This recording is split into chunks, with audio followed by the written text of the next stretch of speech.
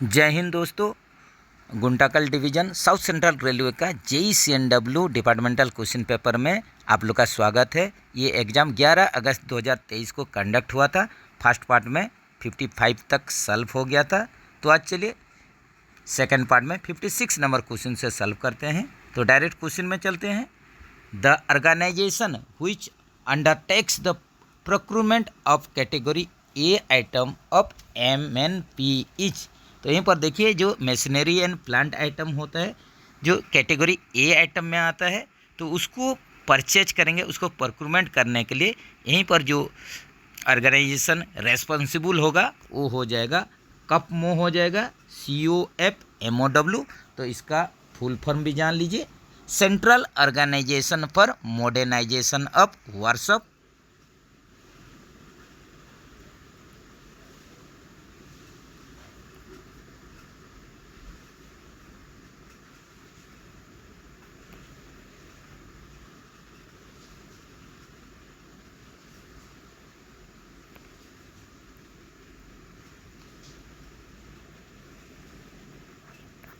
Central organisation for modernisation of workshop, यही आप लोग का जो मशीनरी प्लांट का एक कैटेगरी का आइटम का प्रोक्यूरमेंट यही करता है, यही organisation. What is the transportation code of the inspection carriage administrative.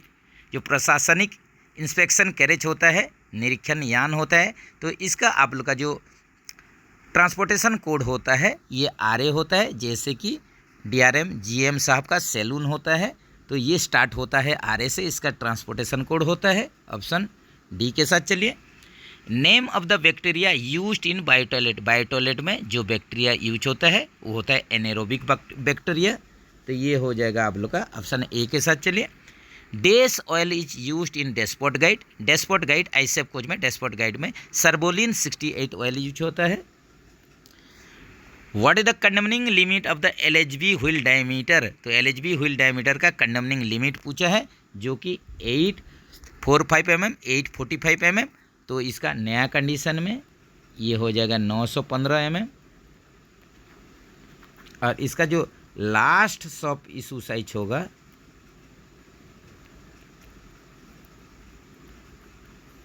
ये हो जाएगा 862 mm। तो ये भी जरूर ध्यान में रखें। तो कंडमनिंग व्हील का साइज यहीं पर आप लोग का दो प्रकार का होता है, जैसे कि 845 mm। तो वो व्हील का ये कंडमनिंग व्हील डायमीटर होगा, जिसका वेब थिकनेस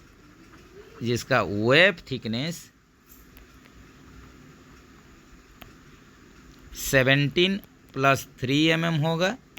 और 855 mm LHB व्हील का कंडमनिंग व्हील डायमीटर होगा, जो व्हील का वेब थिकनेस 14 + 3 mm होगा। तो ये भी जरूर ध्यान में रखें।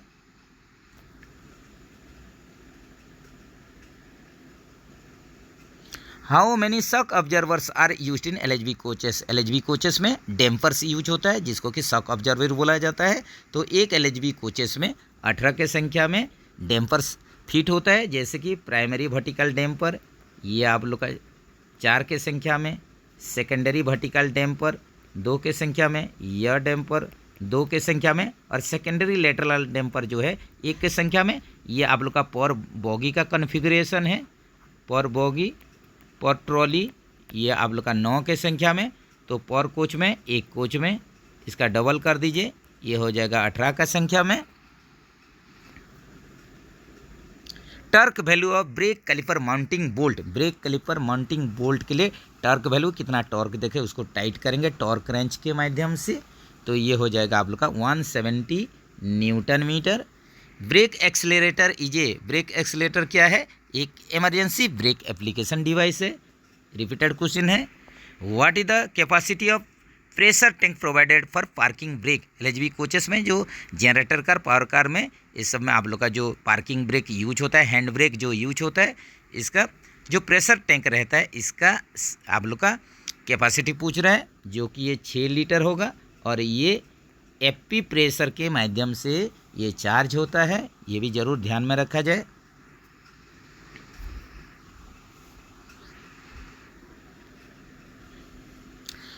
इन which article of the constitution, in which article of the constitution of India Hindi has been declared as official language. तो यहाँ पर देखिए कौन सा अनुच्छेद आर्टिकल किसके अनुसार हिंदी को ऑफिशियल लैंग्वेज के रूप में घोषणा किया गया है, डिक्लेयर किया गया है। तो इसका सही आंसर क्या हो जाएगा? आर्टिकल 343, आर्टिकल 343 हो जाएगा। इसमें बताया गया है कि हिंदी भाषा जो कि देवनागरी लिपि में इसको संघ का राजभाषा के रूप में स्वीकार किया गया है। In which article of the constitution of India envisages setting up of official language commission. तो यहीं पर देखिए जो ऑफिशियल लैंग्वेज कमीशन राजभाषा आयोग, तो यहीं पर किस अनुच्छेद के अनुसार, संविधान का किस अनुच्छेद के अनुसार ऑफिशियल लैंग्वेज का सेटिंग अप किया गया, गठन किया गया है? तो ये आप लोग का हो जाएगा सही answer article 344, article 344 option B के साथ चलिए, जिसमें कि बताया गया है कि संघ की राजभाषा को डीलिंग करने के लिए, संघ की राजभाषा को डीलिंग करने के लिए राजभाषा आयोग और राजभाषा आप लोग का जो समिति है इसका स्थापना किया गया है, गठन किया गया है। In Knorr Bremse system pressure switch connected to, तो यहीं पर केबी मैक कंपनी का प्रेशर स्विच किसके साथ कनेक्ट होता है? तो इसका सिंपल आप लोग का लॉजिक है, जैसे कि केबी मैक के लिए, केबी के लिए देख लीजिए, यहीं पर आप लोग का केबी मैक के लिए केबी बी से फिर शुरू कर दीजिए बीपी, इसी हिसाब से फैबली, फैबली के लिए एफपी, एफ से शुरू हो रहा है इसलिए एफपी ले लीजिए। तो इसी प्रकार का आप लोग याद रखने के लिए कोशिश कीजिए, केबी बीपी फैबली एफपी। तो यहीं पर आप लोग का नॉर ब्रिम्सी कंपनी के लिए पूछा था प्रेशर स्विच किसके साथ कनेक्ट होता है? तो ये बीपी लाइन के साथ कनेक्ट होता है। अगर यही आप लोग का फैबली के लिए पूछा होता तो ये आप लोग का एफपी लाइन के साथ कनेक्ट होता। लेकिन आजकल आप लोग का जो प्रेशर स्विच है सभी कंपनी में बीपी आप लोग को छोड़ के बीपी में अभी कनेक्ट नहीं किया जा रहा है, इसको एफपी प्रेशर के साथ ही कनेक्ट किया जा रहा है प्रेशर स्विच को। तो ये भी ज़रूर आप लोग ध्यान में रखें।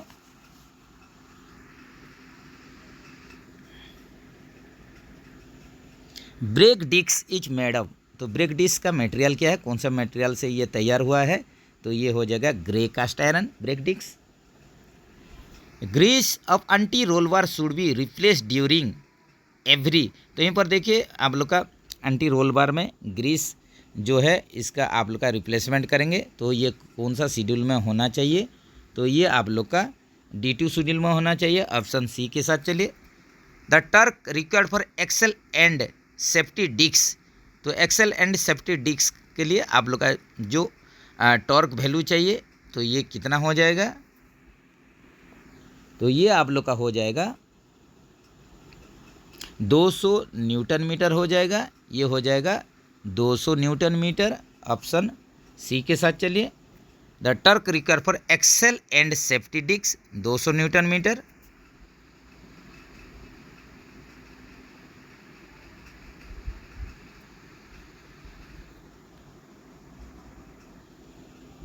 तो इसको भी कमेंट सेक्शन में आप लोग फ्रेंड्स बताइए कि 170 न्यूटन मीटर होगा या 200 न्यूटन मीटर होगा।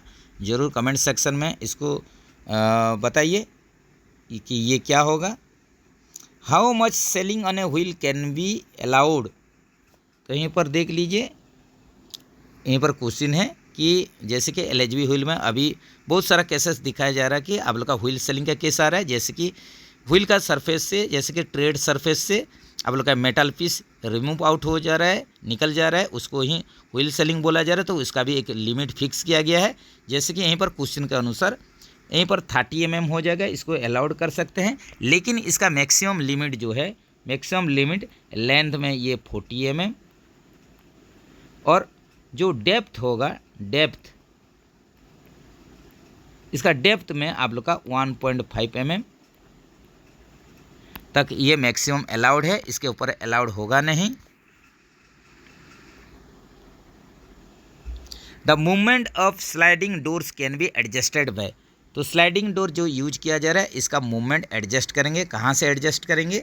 इसको एडजस्ट करने के लिए ये हो जाएगा adjusting of cylinder screw. Cylinder में जो स्क्रू है उसको एडजस्ट करके स्लाइडिंग डोर का मूवमेंट को हम लोग एडजस्ट कर सकते हैं। ऑप्शन सी के साथ चलिए। The correct action of the axle box filling by manually each. यहीं पर देखिए करेक्ट एक्शन पूछ रहा है। एक्सेल बॉक्स फिलिंग जो मैनुअली करते हैं हम लोग, एक्सेल बॉक्स जैसे कि आप लोग कोई अगर यार्ड में स्टेशन में काम कर रहे हैं तो एक्सेल बॉक्स का टेम्परेचर लेना पड़ता है। जैसे कि आप लोग का ओरिजिनेटिंग ट्रेन हो या कोई ट्रेन में आप लोग का कंप्लेन हो, उसी केस में एक्सेल बॉक्स फिलिंग किया जाता है। तो इसको हम लोग जैसे कि टेम्परेचर लेते हैं, इसके लिए इंफ्रारेड थर्मोमीटर का यूज किया जाता है। तो यहीं पर आप लोग का क्वेश्चन है, मैनुअली जब भी हम लोग एक्सेल बॉक्स फिलिंग चेक करेंगे इसके लिए करेक्ट एक्शन क्या हो सकता है? तो देख लीजिए, ऑप्शन में चलते हैं। Hold the bare hand on the axle box for 5 minutes. तो यहीं पर एक्सेल बॉक्स बियरिंग के ऊपर आप लोग टच करके आप लोग देख सकते हैं, इसका आप लोग का टेम्परेचर फील कर सकते हैं। तो ये भी आप लोग का सही स्टेटमेंट है। Hold the bare hand on the axle box for some times. तो कुछ समय इसको रखिए आप लोग का एक्सेल बॉक्स के ऊपर और टेम्परेचर आप लोग फील कीजिए। Instant touching of axle box by bare hand. तो बियर हैंड से भी इंस्टेंट आप लोग टच कर सकते हैं। ये करके आप लोग इसका टेम्परेचर को फील कर सकते हैं। अगर एक्सेस हीट है तो ये कंडीशन में जैसे भी आप लोग को टेम्परेचर गन या आईआर थर्मोमीटर लेके इसको चेक करना पड़ेगा। लेकिन कंडीशन देख के अगर आपको लग रहा है कि एक्सेस हीट है, रोलिंग के दौरान अगर पाया जा रहा है, तो तुरंत आप लोग को छूना भी डेंजर है। तो इसके लिए आप लोग को जो स्टेशन में जो CNW स्टाफ काम करते हैं उनको प्रोवाइड किया गया आईआर थर्मोमीटर, उसी का ही आप लोग यूज कीजिए। तो यहीं पर ऑप्शन डी के साथ चलिए, ऑल ऑफ द अबव।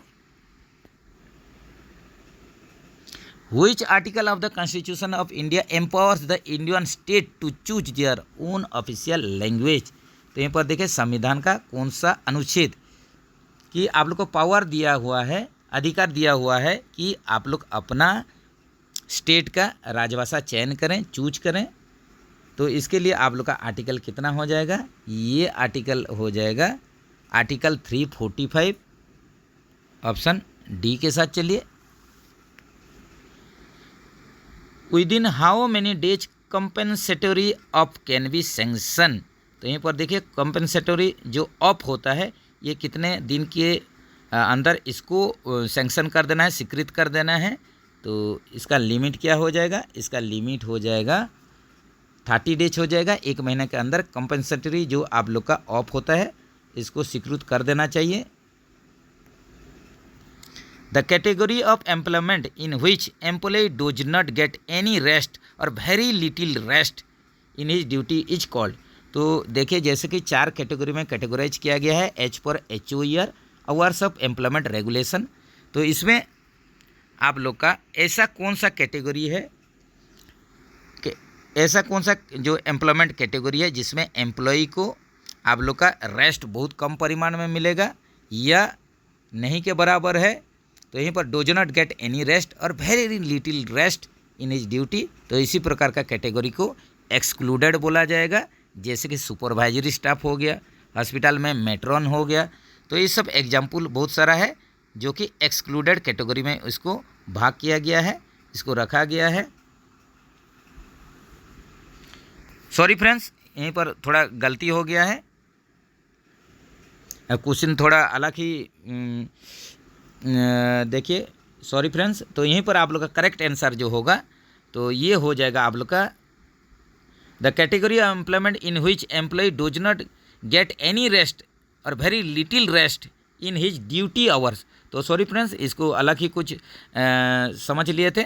तो अपना जो ड्यूटी आवर्स के बीच में, यहीं पर अपना ड्यूटी आवर्स के बीच में पूछ रहा है कि अगर उनको बहुत कम रेस्ट मिलता है या नहीं के बराबर मिलता है, ऐसा कैटेगरी हो जाएगा इंटेंसिव हो जाएगा, इंटेंसिव कैटेगरी हो जाएगा। ऑप्शन ए के साथ चलिए, जैसे कि सेक्शन कंट्रोलर हो गए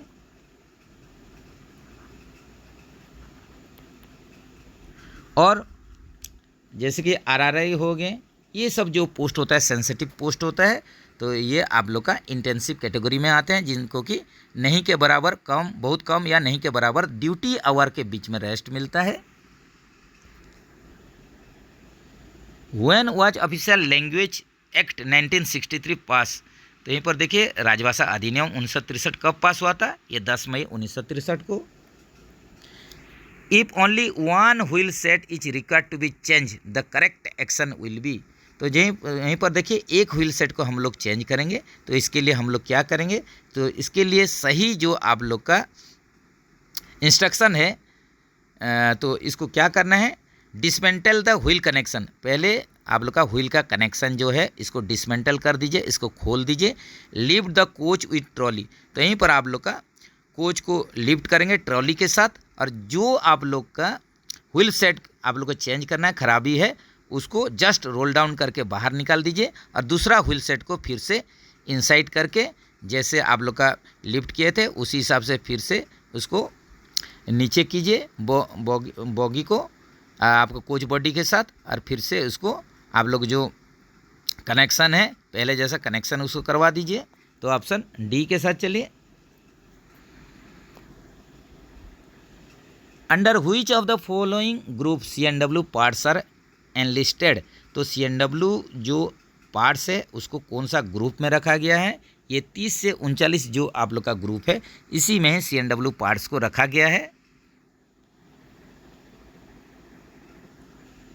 the PL number 21074119, what dose 9 indicates, तो सभी को ही पता है जो लास्ट नंबर होता है वो चेक डिजिट ही होता है।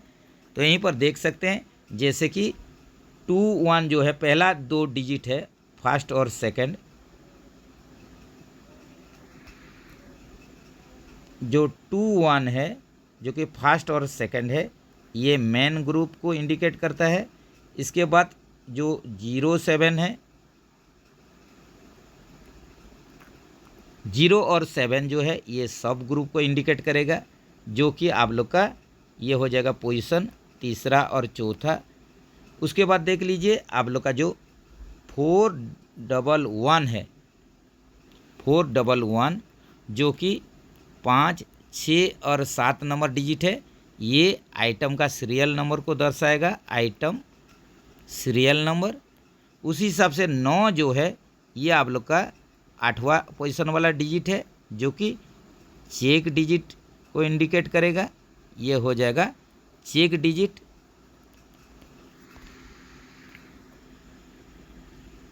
The stock of imprest store be verified after every, तो यहीं पर देखिए जो इम्प्रेस स्टोर होता है इसी प्रकार का जो आइटम होता है इसको वेरिफिकेशन किया जाएगा। तो आफ्टर एवरी 1 ईयर, हर एक साल में इम्प्रेस स्टोर को सॉरी फ्रेंड्स, ये हो जाएगा आप लोग का एवरी 2 ईयर्स हो जाएगा, एवरी 1 ईयर नहीं, एवरी 2 ईयर्स हो जाएगा। हर एक 2 साल में जो इम्प्रेस स्टोर होता है इसी प्रकार का आइटम को वेरिफिकेशन करने के लिए हर 2 साल में इसका वेरीफाइड होना जरूरी है। ऑप्शन बी के साथ चलिए। The items which have not been used for past 2 years and may be used in coming future are known as, तो यहीं पर देखिए ऐसा जो आइटम है स्टॉक आइटम, ऐसा जो आइटम है जो कि आप लोग का 2 साल पिछले 2 साल तक इसका यूज नहीं हुआ, लेकिन आने वाला समय में इन कमिंग फ्यूचर इसका यूज होने का संभावना है। तो इसी प्रकार का जो स्टोर रहेगा, जो आइटम रहेगा उसको बोलेंगे मूवेबल सरप्लस स्टोर बोलेंगे।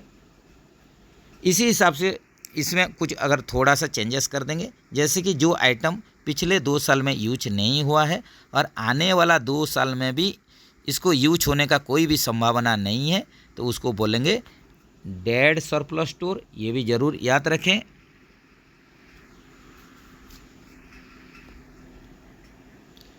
What is the higher speed potential of LHB coach, LHB coach का हायर स्पीड पोटेंशियल पूछ रहा है, जो कि 160 kmph होता है, जिसको कि अपग्रेड करके 200 kmph कर सकते हैं। ऑप्शन सी के साथ चलिए। What is the thickness of the wheel flange of LHB coach, LHB coach में व्हील का फ्लेंज थिकनेस पूछ रहा है, wheel flange thickness of LHB coach, जो कि नया कंडीशन में 29.4 mm और इसका कंडमनिंग जो है 22 mm। तो ऑप्शन में ऐसा दिया हुआ नहीं है। Sole bar of LHB coaches are manufactured from, sole bar LHB coaches के लिए इसका जो मटेरियल होता है ये क्या होता है, IRSM 41 कॉटन स्टील, ये होता है IRSM 41, IRSM 41 हो जाएगा। ये ऑप्शन बी के साथ चलिए, जिसको कि कॉटन स्टील भी बोला जाता है। और LHB कोच का जो सोलबार का थिकनेस होता है ये भी एग्जाम में आता है, याद रखिए, ये 6 mm का होता है। The correct direction to open the slack adjuster nut of KB mac brake cylinder, तो यहीं पर देखिए ब्रेक सिलेंडर जो कि KB नॉरब्रिम से कंपनी का होगा। तो इसका आप लोग का स्लैग एडजस्टर का नॉट को खोलेंगे अगर आप लोग को ब्रेक पैड चेंज करना है, किसी कारण ब्रेक बाइंडिंग हो गया है, वही केस में इसका नॉट को खोलना पड़ता है, लूज करना पड़ता है, ताकि ब्रेक पैड थोड़ा लूज हो जाए, गैप हो जाए ब्रेक डिस्क और ब्रेक पैड के बीच में। तो इसको हम लोग खोलने के लिए इसको क्लॉकवाइज घुमाना पड़ेगा, जो कि नॉरब्रिम सी मैग वाला होगा। और इसमें जो स्पेनर साइज लगेगा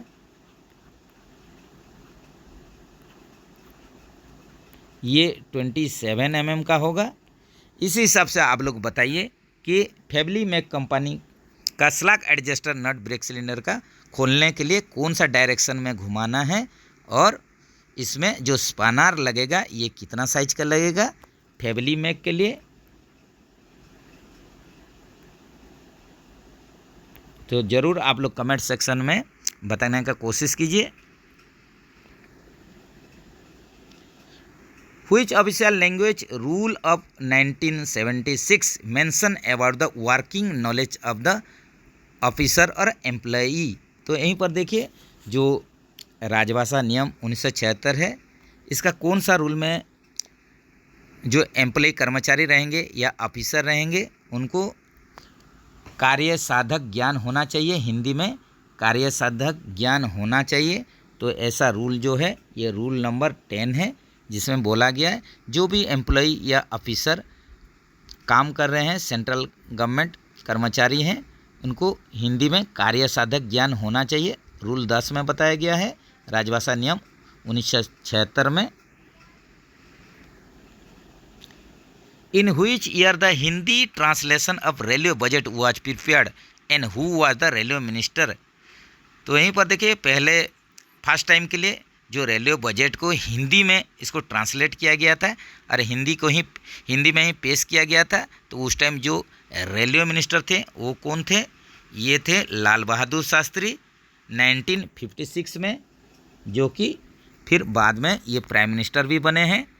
लाल बहादुर शास्त्री 1956 में रेलवे मिनिस्टर थे, जो फर्स्ट टाइम के लिए रेलवे बजट को हिंदी में ट्रांसलेट करके इसको पेश किए थे।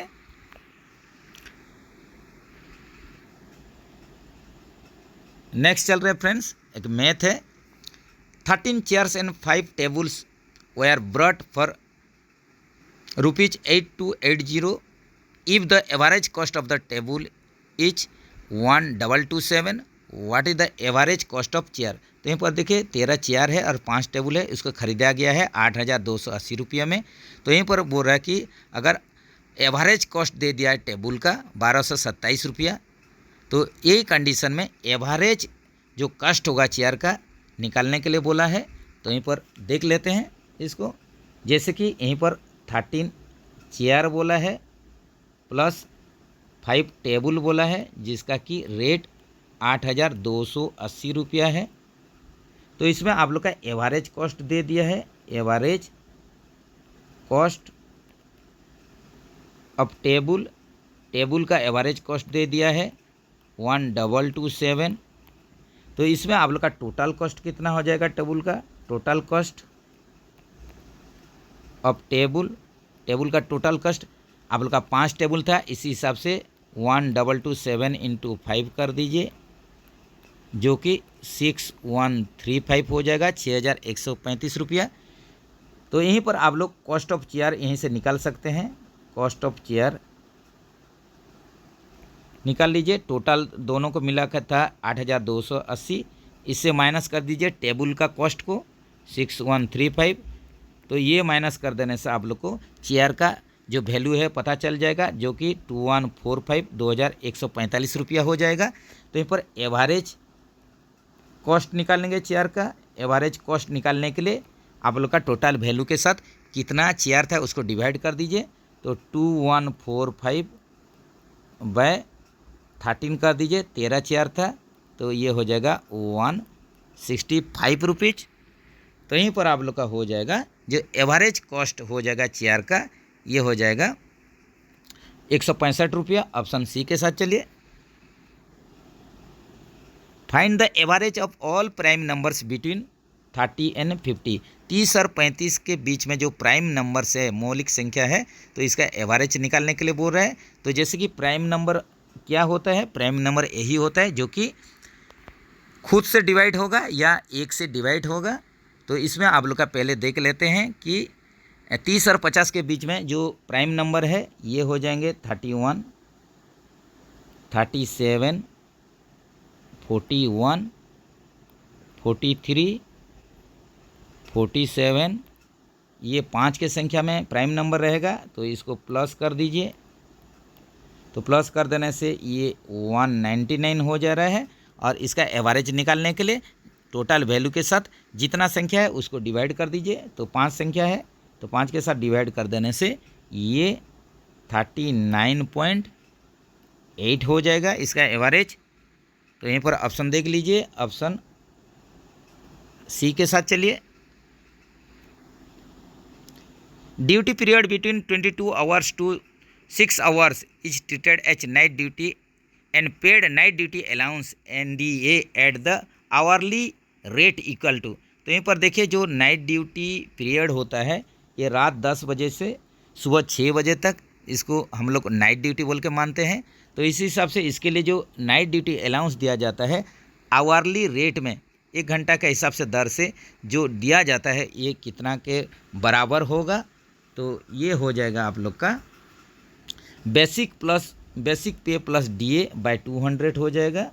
ये हो जाएगा ऑप्शन ए के साथ चलिए, बेसिक पे प्लस DA बाय 200, जो कि आप लोग जानते हैं कि यहीं पर आप लोग का 1 घंटा में 10 मिनट का वेटेज दिया जाता है। For 1 hour, every 1 hour 10 minutes इसमें वेटेज दिया जाता है। उसी हिसाब से ही NDA कैलकुलेशन होता है, नाइट ड्यूटी अलाउंस कैलकुलेशन होता है।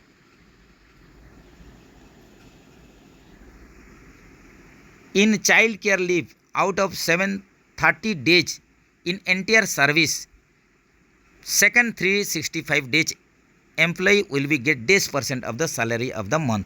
तो यहीं पर देखिए जो कि CCL रहता है, तो इस दौरान आप लोग का CCL टोटल 730 डेज का दिया जाता है, जो कि पहला फर्स्ट जो आप लोग का 365 दिन होता है ये 100% आप लोग को सैलरी मिलता है। और जो सेकंड 365 डेज होगा ये 80% आप लोग को इसमें मिलेगा सैलरी। तो यहीं पर आप लोग का जो क्वेश्चन था कि जो चाइल्ड केयर लीव जो CCL में यहीं पर total 730 days entire service period में दिया जा रहा है। फर्स्ट 365 डेज जो होता है 100% और सेकंड वाला यहीं पर हो जाएगा 80%। To prevent train collision this equipment is used. तो देखिए जो कोलिजन होता है, head on collision, side on collision, इस प्रकार का जो कोलिजन होता है ये बहुत सीरियस एक्सीडेंट होता है। तो उसको रोकने के लिए, जो कोलिजन या टकराव को रोकने के लिए जो सिस्टम डेवलप किया गया है, जो इक्विपमेंट लगाया जा रहा है, उसका नाम क्या है? इसका नाम है TCAS है। इसका नाम है TCAS, जो जिसका कि फुल फॉर्म होता है, पूर्ण रूप होता है ट्रेन कोलिजन एवॉइडेंस सिस्टम। ये होगा train collision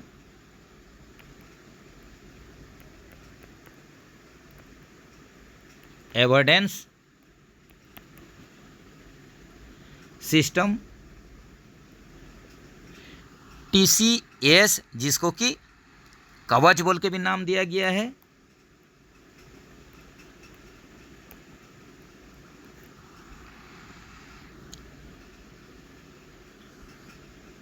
N appeal shall be entertained unless preferred within days।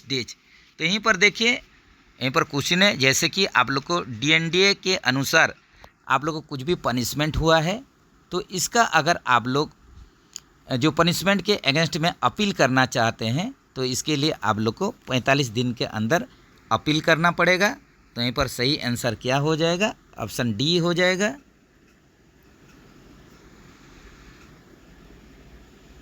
Days equal to leave on half salary will be drawn in case of employee under suspension.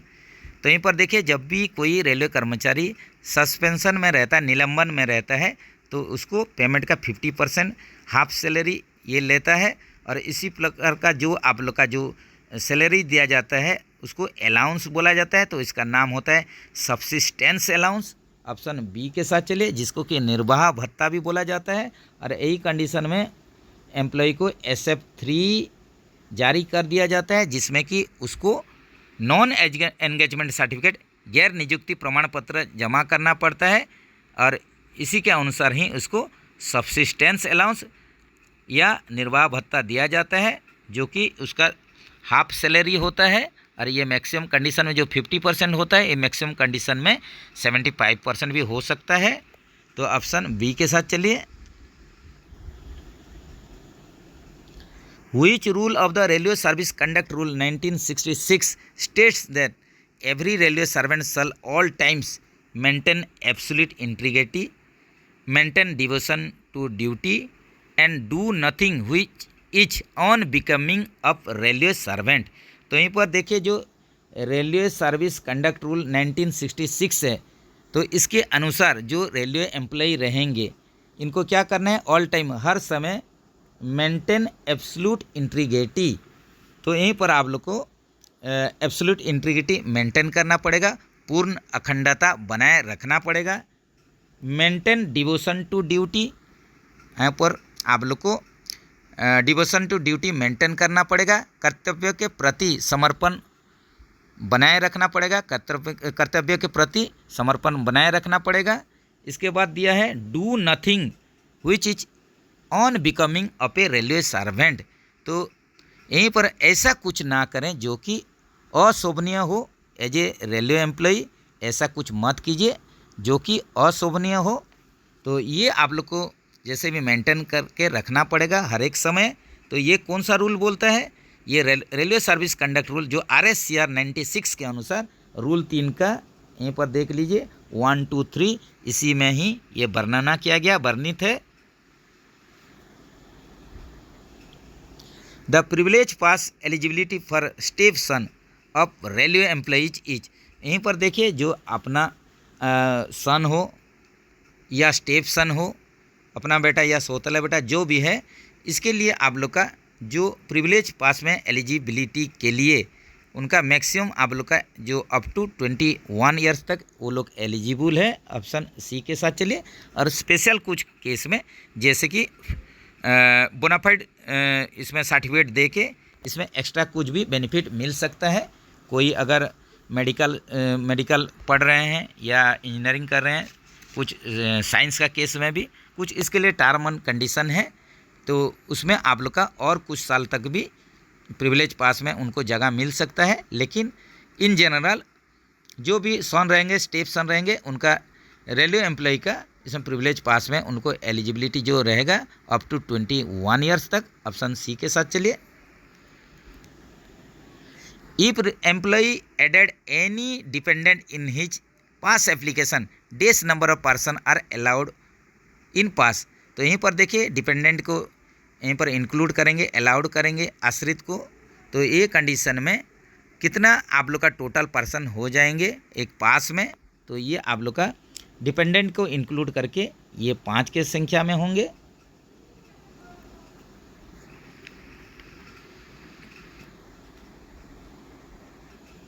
Plan head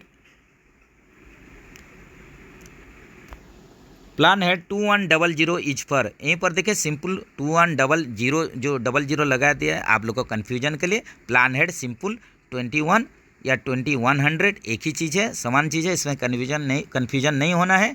तो plan head 2100 ये क्या चीज़ के लिए होता है? ये आप लोग का रोलिंग स्टॉक RSP प्रोग्राम के लिए होता है। तो ऑप्शन ए के साथ चलिए। इस हिसाब आप लोग का MNP के लिए 4100 हो जाएगा या सिंपल 41 हो जाएगा, 41 हो जाएगा। At zonal level nodal officer of MNP program is, तो यहीं पर जोनल लेवल में जोन स्तर पर नोडल ऑफिसर मशीनरी और प्लांट प्रोग्राम के लिए PCME साहब हो जाएंगे। Principal chief mechanical engineer. The acronym for putting out a fire using fire extinguisher is pass, PASS pass. What does pass stands for, तो यहीं पर जैसे कि कहीं पर आग लगा हुआ है तो इसको हम लोग एक्सटिंग्विश करेंगे, इसको बुझाएंगे, तो इसके लिए एक फार्मूला यूज होता है जिसको कि पास बोल के बोला जाता है, PASS। तो इसका आप लोग का फुल फॉर्म क्या है यहीं पर देखेंगे, तो इसका फुल फॉर्म हो जाएगा ऑप्शन डी के साथ। चलिए, पुल एम स्क्वीज एंड स्वीप। तो यहीं पर जो पास रूल होता है इसमें P फॉर जो होगा पुल द पिन, तो जो अग्निशामक का पिन को पुल आउट कर लीजिए, इसको खींच लीजिए। इसके बाद A फॉर एम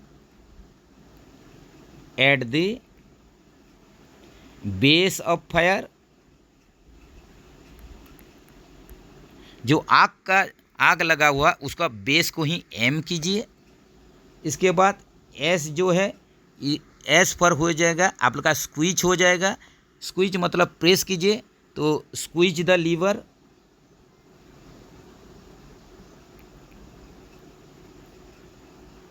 इसमें जो लीवर लगा हुआ है इसको स्क्वीज कीजिए, इसको प्रेस कीजिए। इसके बाद फिर एस आ जाएगा, ये हो जाएगा स्वीप साइड टू साइड। तो जहाँ पर आग लगा हुआ है तो उसी डायरेक्शन में इसको साइड टू साइड इसको स्वीप कीजिए और आग को बुझाने का कोशिश कीजिए। तो ये पास फार्मूला जो फायर एक्सटिंग्विशर यूज करते हैं उसी दौरान इसको ध्यान में रखा जाना चाहिए। Passenger travelling in trains can avail the service और असिस्टेंस इन दिस ऐप। तो जो भी पैसेंजर, जो भी यात्री ट्रेन में सफ़र कर रहे हैं, तो अगर कुछ प्रॉब्लम हो तो उनका कुछ सर्विस चाहिए या असिस्टेंट मदद चाहिए, तो ये कंडीशन में कौन सा जो ऐप है, कौन सा यहीं पर प्रोग्राम है या यहीं पर जो ऐप है, एप्लीकेशन है, इसको यूज करके अपना कंप्लेंट वो लोग दर्ज कर सकते हैं, ग्रीवेंस दर्ज कर सकते हैं, शिकायत दर्ज कर सकते हैं। तो ये हो जाएगा CP ग्राम्स हो जाएगा। तो ये क्या हो जाएगा, CP ग्राम, ऑप्शन ए के साथ। चलिए, तो इसका फुल फॉर्म जो हो जाता है centralised public grievance redress and monitoring system. ये हो जाएगा सेंट्रलाइज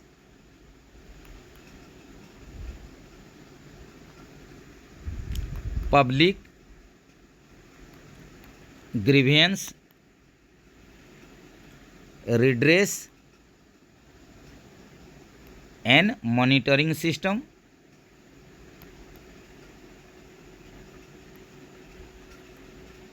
इसका फुल फॉर्म आप लोग नोट डाउन करके रख सकते हैं, centralised public grievance redress and monitoring system. ये ऑनलाइन एक प्लेटफॉर्म है जिसके माध्यम से आप लोग अपना शिकायत दर्ज कर सकते हैं। इसके साथ साथ रेल मदद ऐप का यूज कर सकते हैं, ये भी ऐप आप लोग अभी बहुत ज़ोर शोर से चल रहा है, इसको कर सकते हैं, या आप लोग डायल कर सकते हैं 139। तो ये सब आप लोग का एक मीडियम है जिसके द्वारा आप लोग ट्रेन में जर्निंग करते हुए कुछ भी प्रॉब्लम होने से शिकायत दर्ज कर सकते हैं।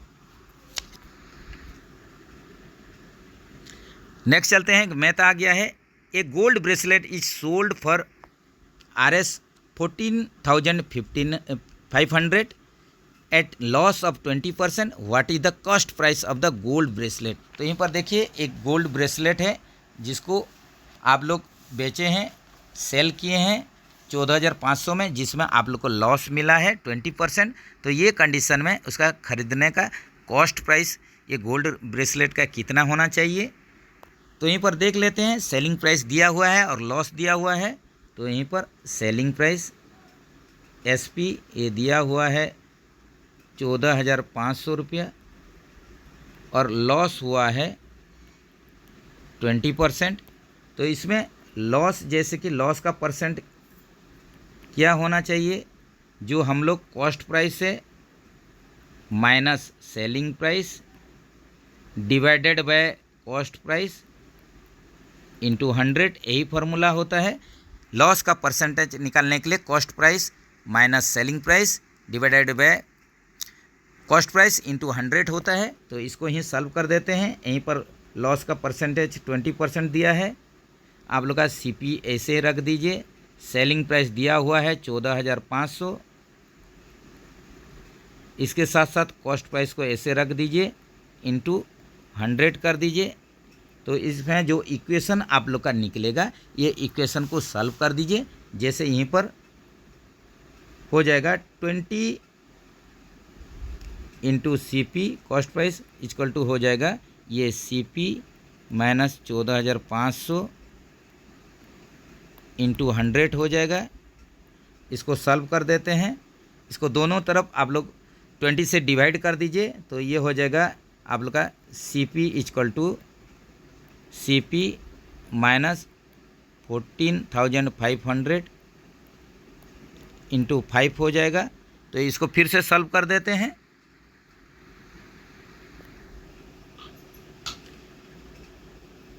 इसको सॉल्व करने से C P minus C P equal to हो जाएगा 5 C P minus 72500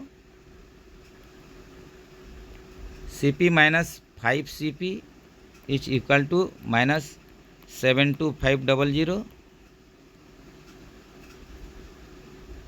minus 4 C P equal to minus 72500। तो यहीं पर 4 C P equal to 72500 C P हो जाएगा, कॉस्ट प्राइस हो जाएगा 72500 डिवाइडेड बाय 4। तो इसमें क्या निकलेगा, ये निकलेगा 18125 ये हो जाएगा आप लोग का कॉस्ट प्राइस। तो सिंपल यहीं पर देख सकते हैं, थोड़ा लंबा हो गया मैथ। तो 12125 18,125 रुपया हो जाएगा। इसका जो खरीदने का प्राइस हो जाएगा, कॉस्ट प्राइस आप लोग का गोल्ड ब्रेसलेट का। नेक्स्ट चलते हैं, और एक मैथ है। A alone can complete a piece of work at 300 rupees in 6 days, but engaging an assistant the work is completed in 4 days, find the share to be received by the assistant. तो देखिए, ए एक काम को 6 दिन में 300 रुपये में करता है। अगर इसके साथ कोई उसके हेल्पर हो जाता है, एक असिस्टेंट को ले जाता है, वही काम को ये 4 दिन में कंप्लीट करता है। पहले 6 दिन में करता था, एक जन उसके साथ असिस्टेंट हो जाने से उसे 4 दिन में कंप्लीट कर रहा है। लेकिन वही आप लोग का जो वर्क के लिए जो पैसा लेना है वो 300 रुपया फिक्स है। Find the share to be receive by the assistant. तो इसमें जो असिस्टेंट को वो लिया था, असिस्टेंट का शेयर इसमें उसको कितना देना पड़ेगा। तो यहीं पर देख लेते हैं। जैसे कि ए 6 दिन में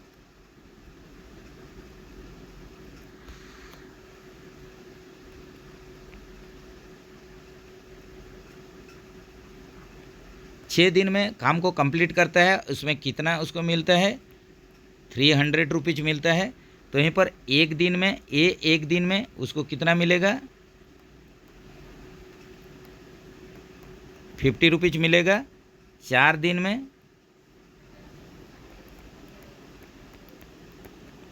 200 रुपये मिलेगा। तो यहीं पर आप लोग का ए अगर 4 दिन काम करता है तो ये कंडीशन में उसको 200 रुपये मिलेगा। तो यहीं पर आप लोग को क्वेश्चन में दिया हुआ है ए प्लस असिस्टेंट, ये लोग एक साथ काम करते हैं। तो काम को कंप्लीट करते हैं कितना दिन में कंप्लीट करते हैं, 4 दिन में। और इसमें जो आप लोग का टोटल पैसा 4 दिन में कंप्लीट करे या 6 दिन में कंप्लीट करे, मिलना ही 300 रुपया। तो ये आप लोग का 4 दिन में पहले से निकल गया 200 रुपया उसको मिलेगा। इसी हिसाब से असिस्टेंट को कितना मिलेगा, सिंपल 300 से 200 माइनस कर दीजिए तो ये हो जाएगा 100 रुपया। तो यहीं पर आप लोग का ए और उसका असिस्टेंट अगर एक ही साथ 4 दिन के लिए काम करेंगे तो ये कंडीशन में असिस्टेंट का शेयर कितना होगा, इसको कितना मिलेगा, 100 रुपया, ऑप्शन ए के साथ चलिए। In which category of railway employed is confidential related to work of classified. तो यहीं पर देखिए एचओ ईयर के अंतर्गत जो क्लासिफिकेशन किया गया है, तो इसमें आप लोग का पूछ रहा है कि ऐसा कौन सा कैटेगरी का एम्प्लॉयज है जो जिनका कि काम जो रिलेटेड रहता है कॉन्फिडेंशियल वर्क के रूप में। तो ये क्या हो जाएगा, ये हो जाएगा एक्सक्लूडेड कैटेगरी, ऑप्शन डी के साथ चलिए। Dash is empowered to classify the employment of railway servant. तो रेलवे सर्वेंट का जो एम्प्लॉयमेंट होता है, नियुक्ति होता है, इसका क्लासिफिकेशन करने का अधिकार किसके पास रहता है। तो यहीं पर जैसे कि ऑप्शन में चलेंगे तो ये आप लोग का जो अधिकारी हो जाएंगे हेड ऑफ रेलवे हो जाएंगे, जो कि यहीं पर आप लोग का जोनल के स्तर पर जैसे कि जीएम होते हैं, हेड ऑफ रेलवे हो जाएंगे। लेकिन यहीं पर ये भी आप लोग का क्वेश्चन आ सकता है कि आप लोग का कोई भी एम्प्लॉयमेंट हो, कोई भी आप लोग का ऑर्गेनाइजेशन में, संस्था में, तो इसको क्लासीफाई करने का अधिकार जो होता है सेंट्रल चीफ लेबर कमिश्नर को, ये होता है CCLC को होता है, central chief labour commissioner.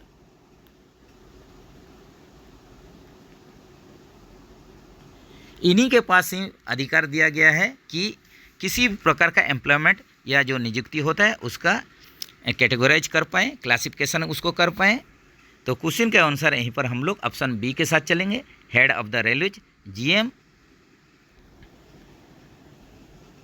Encashment of LAP up to डेक्स days shall not exceed in entire career. तो एंटायर कैरियर में आप लोग LAP का जो एनकेसमेंट करते हैं ये 60 दिन से ज़्यादा नहीं होना चाहिए, 60 डेज। इसमें भी आप लोग का 6 टाइम आप लोग को एनकेसमेंट करना है। गैप कितना होना चाहिए, ये गैप होना चाहिए 2 ईयर्स का, एट ए टाइम 10 डेज एनकेसमेंट कर सकते हैं। तो ये भी जरूर ध्यान में रखें। What is the unit of torque in English system. तो ब्रिटिश सिस्टम या इंग्लिश सिस्टम में टॉर्क का यूनिट इकाई पूछ रहा है। तो जैसे कि टॉर्क जो होता है ये फोर्स इनटू डिस्टेंस होता है।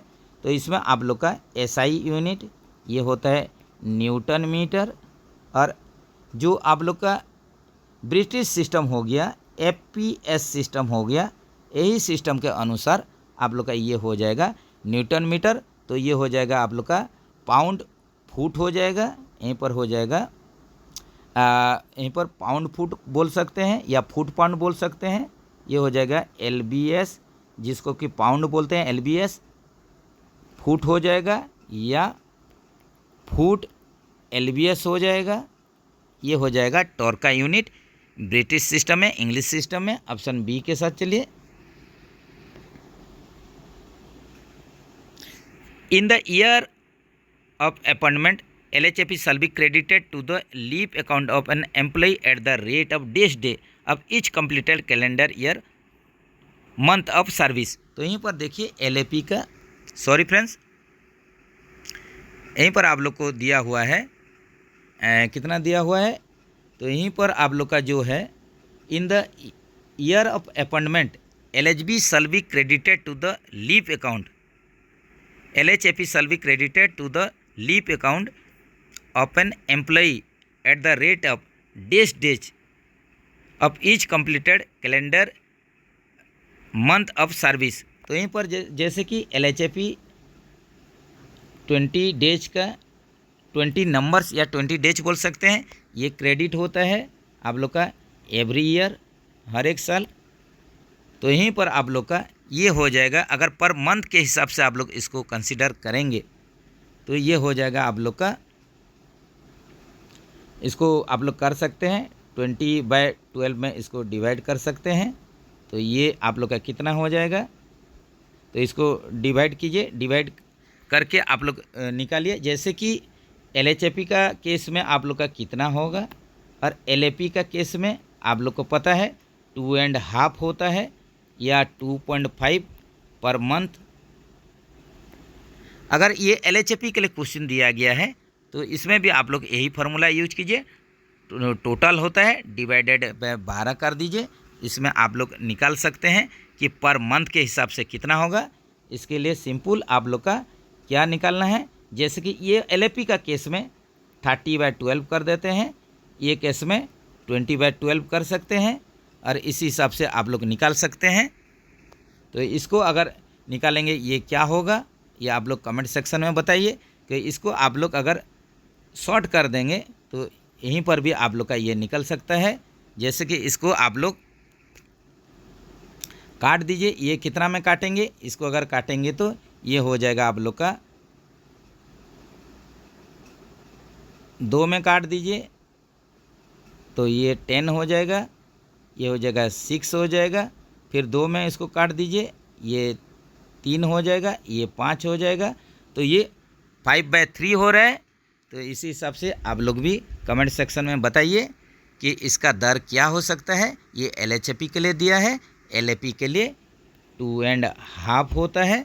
तो इसको कमेंट सेक्शन में ज़रूर बताइए, थोड़ा कन्फ्यूजन हो रहा है क्वेश्चन। नेक्स्ट चलते हैं, what is the statutory limit of hours of employment of EI category employee. तो यहीं पर देखिए जो एसेंशियल इंटरमीडिएट कैटेगरी एम्प्लॉई होते हैं, एसेंशियल इंटरमीडिएट कैटेगरी एम्प्लॉई होते हैं, इनके लिए जो स्टेट्यूटरी लिमिट होता है, जो कि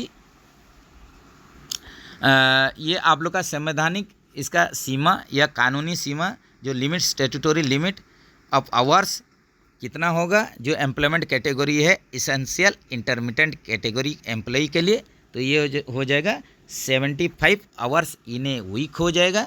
ये आप लोग का एक हफ्ता में 75 आवर्स हो जाएगा। इसी हिसाब से इंटेंसिव कैटेगरी के लिए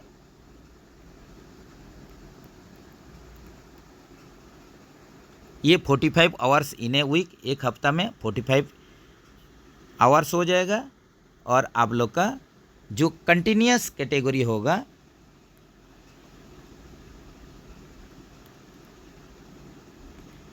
यही कैटेगरी का वर्कर के लिए 54 आवर्स इन ए वीक ये हो जाएगा। ये भी जरूर याद रखें। तो चलिए फ्रेंड्स, यहीं पर गुंटाकल डिवीज़न साउथ सेंट्रल रेलवे का जो JEE departmental question paper solve कर रहे थे यहीं पर ख़त्म हो रहा है। फिर कोई भी एक डिवीज़न का पेपर लेके आप लोग के सामने फिर से हाजिर होंगे। तब तक के लिए बढ़िया से प्रैक्टिस कीजिए, प्रिपरेशन कीजिए। कहीं पर गलती है तो ज़रूर कमेंट सेक्शन में बताइए।